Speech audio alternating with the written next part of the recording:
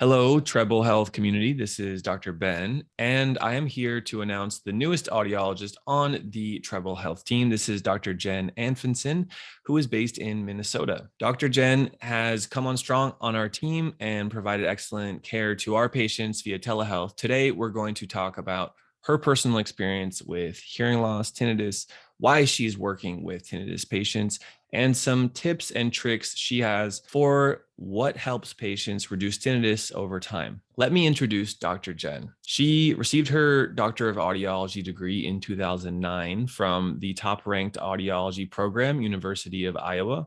It was during her residency at the Nashville Veterans Medical Center in Tennessee, where she first became intrigued by tinnitus while serving young military veterans who had a normal hearing test but reported bothersome tinnitus.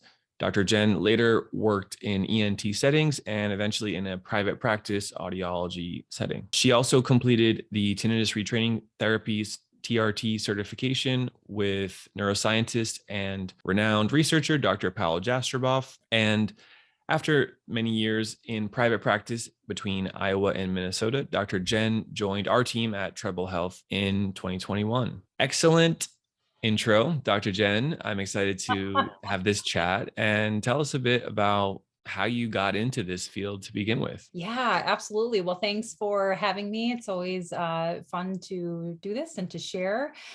So I got into audiology because I have hearing loss myself. I think many of my patients have always been surprised to learn that I have hearing loss. Actually, myself and one of my older brothers have hearing loss. We have something that's called a cholesteatoma. It does require some surgery involved, some reconstruction. And so, throughout that process of having hearing loss, it eventually led me to become an audiologist. Maybe not right at first. I've always loved to teach, and I was going to go the early childhood special education route. And then that led me to speech therapy. And so then when I was in my speech and hearing science courses and started taking the audiology classes, it just clicked for me, because I was like, well, I've been there, done that, experienced that, and it just seemed like a really natural progression and next step for me to help other people with hearing loss as my career move. And tell us about these experiences with the military veterans who did not have hearing loss, but had bothersome tinnitus.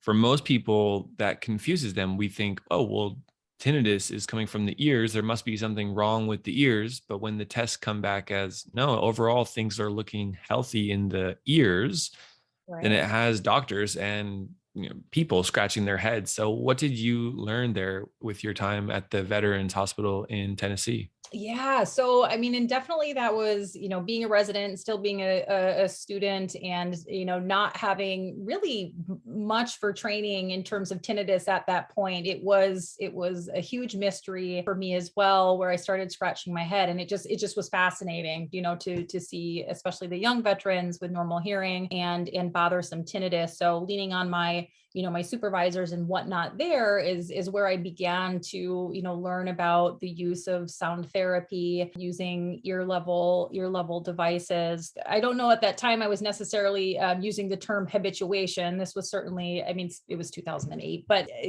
that's essentially what we were doing, is to use sound therapy to help with that habituation process, so that we could get that tinnitus to move itself into the background. You mentioned that you have some hearing loss yourself. Could you explain a bit about how that's affected your life? And do you have tinnitus?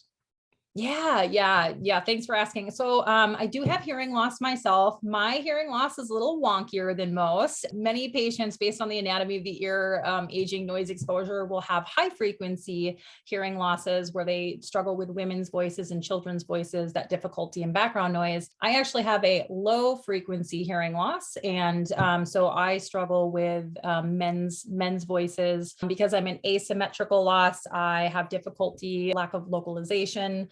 So someone can say, "Hey, Jen," and I'll hear them. I'll have no idea where they're coming from. And so I have definitely lived my life. I completely, I understand when my patients say, gosh, it's really embarrassing. Sometimes somebody says something and I miss the joke and everyone's laughing and I'm kind of standing there, unsure of what was said because of my hearing loss. So I definitely resonate with that, having experienced that on the hearing loss side of things. Now I do wear a hearing aid. Hearing aids absolutely help. I've loved hearing aid technology. I've led with hearing aid technology. That's kind of been my primary focus, was treating patients with hearing loss using amplification. So I've always loved talking about hearing aids and seeing people light up, seeing their lives change just by improving their communication, getting them back to just doing the things that they love to do with their hearing. On the tinnitus side of things, yes, I do also have tinnitus. I will say it started out in my left ear. That's my surgical side. That's my side with hearing loss. I have had it since, I don't know, I was probably, 5. I've had chronic ear infections throughout my life. So having always, had hearing loss, having that reconstructive surgery to my left ear when I was 14. But I've always had tinnitus. And so for me, it's always been there. So it's been part of my normal, whereas now I do experience it in more the middle of my head. But I am someone where I have habituated, so the tinnitus doesn't necessarily bother me. I will actually fully admit, since taking this position with Treble Health, now that I focus on tinnitus and I'm working with my tinnitus patients, we're talking about it more, I will fully admit that I actually do notice my own tinnitus a little bit more, since it is more of my focus. So I usually chuckle and say, well, I've got to use, the same techniques that I'm sharing with my patients, those same conversations. I have them with myself from time to time, just to help, in those moments where the tinnitus seems like it's a little bit more noticeable. But again, in my case, it's not so bothersome. Well, we know that perception is a big part of tinnitus and whether it's bothering us or not. And working in a position where you're providing a lot of support and one-on-one meetings, appointments, counseling with patients. Sorry that your tinnitus is more noticeable, but I think it's for a good cause. And I think, I think Yeah. at the end of this, I think it's going to help more people than hurt more people. So, Hey, with that, I wanted to just ask, for those of you listening who don't know much about Treble Health or have never worked with us, Dr. Jen, what is it that you do in the average day in the life as a telehealth audiologist with Treble Health? What kinds of problems are you helping patients improve, and what does it look like to be Dr. Jen on the telehealth scene?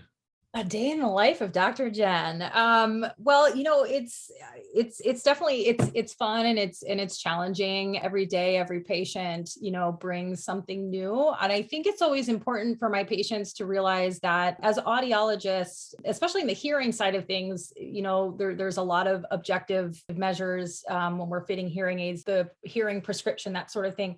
Tinnitus is very subjective. There is a human component. You are a unique human. And so that's why it's so important to work one-on-one with your audiologist, with a tinnitus specialist, because we need to talk about you and your scenario and your lifestyle and how is this impacting you, because your treatment plan might look a little different than the next person and the next person. And so that's just a big part of the fun for me. I love talking to patients. I'm a people person, if you haven't figured that out. I love counseling and doing the one-on-one. So a lot of the patients that are coming in are certainly sharing their tinnitus stories. We find out, where they're at on their tinnitus journey, and again, where it's most problematic. Are we focusing on, sleep, stress and anxiety reduction, sound therapy?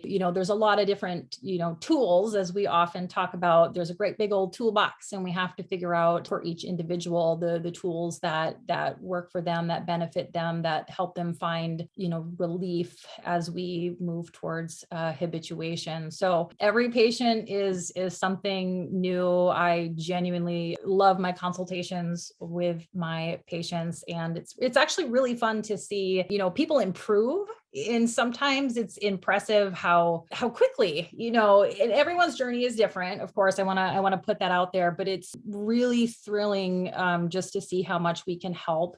I used to work in ear, nose, and throat, and I'm not going to say this of all ENTs, but it's always hard when people share their experience that they've gone to their medical doctor and they're told that there's nothing that can be done for your tinnitus.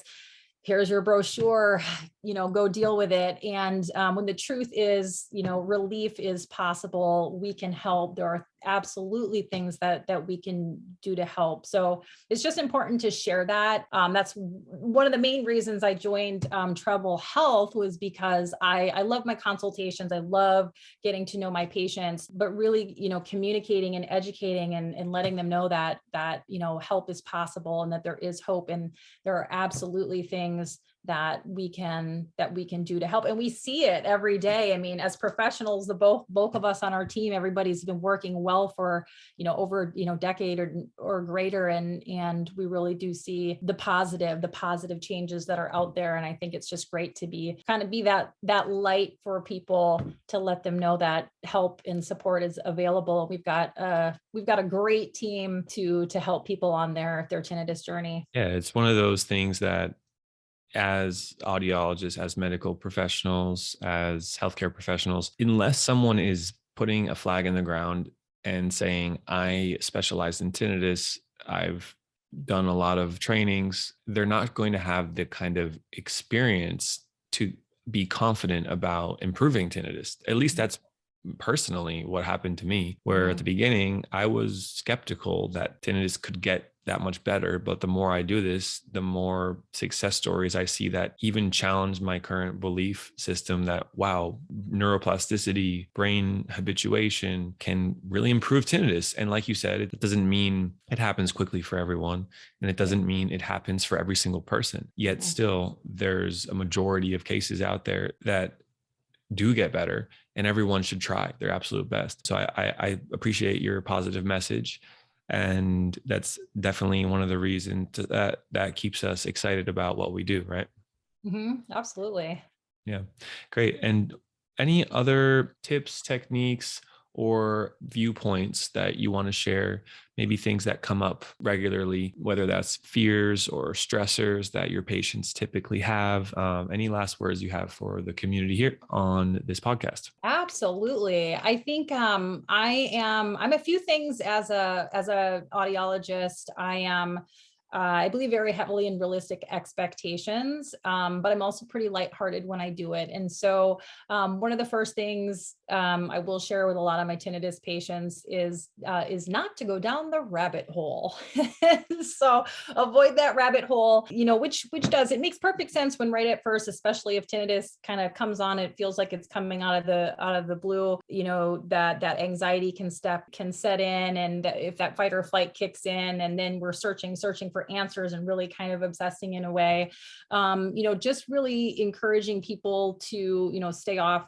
There's some forums out there. There can be a lot of negative, scary things that are out there, but just encouraging, people to follow things like, Dr. Ben and your YouTube channel, things that are, more educational, and, just to have realistic expectations, and to, we follow evidence-based practices. And so just to, trust the process, and, creating that one-on-one consultation that you have with your provider is so very important. So just to trust the process. And of course, we will start off focusing on even like sound therapy and, things to calm the nervous system, to, reduce that stress and anxiety. So we're certainly here to help, but just make sure we're, following the right resources that are giving the right messages, that are realistic, that again, tinnitus relief is possible, and we are here and we're happy to help.